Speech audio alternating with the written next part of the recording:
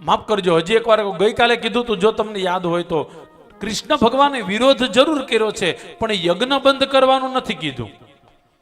કારણ કે આજ કૃષ્ણ ભગવાન ગીતાની અંદર યજ્ઞ કરવાનું વારા ઘડીએ કહે છે.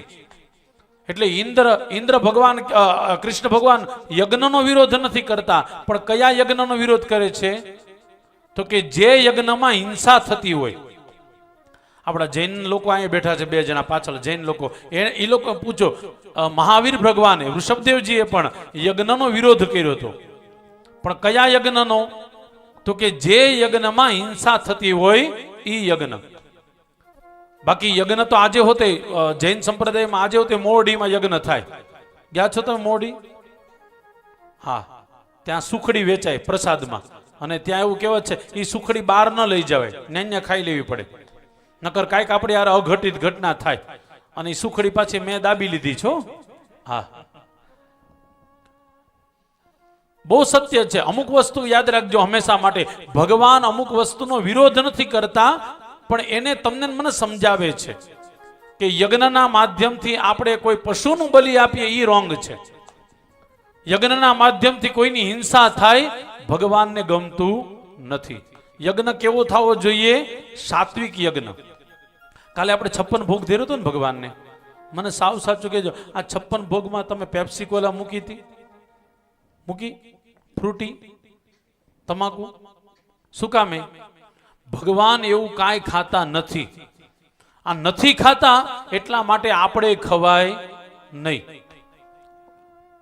મને કોકે પૂછ્યું હતું, આપણે શાસ્ત્રીજી આપણે શું ખવાય ઘણા વર્ષો પહેલા, ત્યારે મેં કીધું જે ભગવાનને ધરાય એ આપણે ખવાય, જે ભગવાનને ન ધરાય એ આપણે ખવાય નહીં. ભગવાનને માવો ન ધરાવાય, આપણે ન ખવાય. ભગવાનને પેપ્સી કોલા ન ધરાવાય, આપણે પીવાય નહીં. અને જો પેપ્સી કોલા પીતા હોય ને પછી ભગવાનને બ્લેમ કરતા હોય, ભગવાન કે હું નથી પીતો, તું શું કામ હાલી નીકળ્યો છો?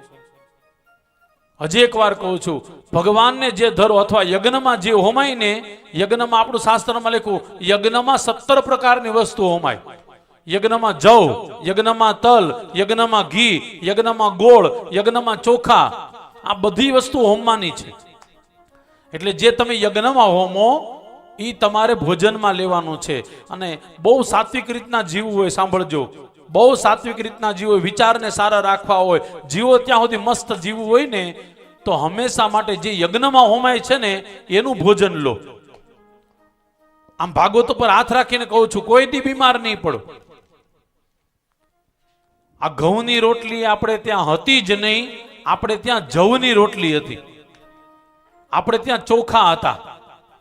હમણાં જ મેં મુલુકા પીઠાધીશ રાજેન્દ્રજી મહારાજને સાંભળતો. રાજેન્દ્રજી મહારાજ કહે છે કે દુનિયામાં સૌથી વધારે બુદ્ધિશાળી જ્ઞાની માણસો ક્યાં જોવા મળે? સાઉથમાં. શું કામે? તો કે ત્યાંના માણસો ઘઉં નથી ખાતા. શું ખાય? ચોખા. બધી જ વસ્તુ ચોખા ને ખાય. ચોખા ખાવા માટે છે. ઘઉં કોણે બનાવ્યા ખબર છે તમને? ઘઉં શુક્રાચાર્યની પેદાઈશ છે, એટલે શુક્રાચાર્ય બનાવેલા છે.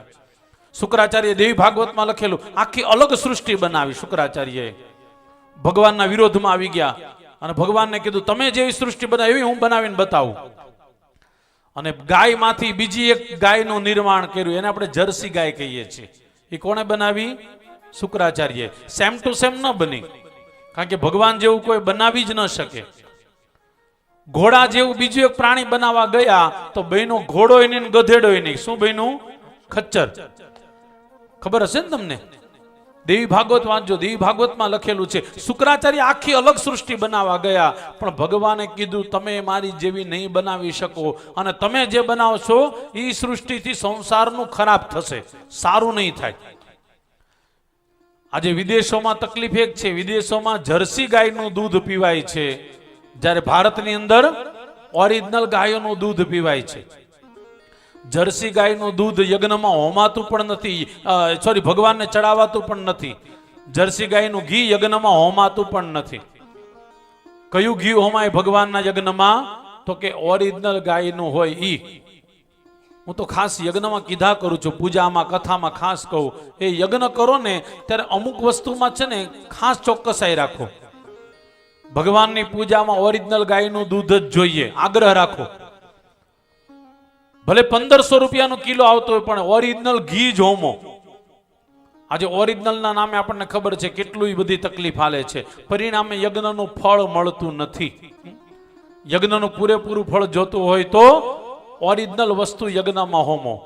જવ હોમીએ, તલ હોમીએ, ચોખા હોમીએ.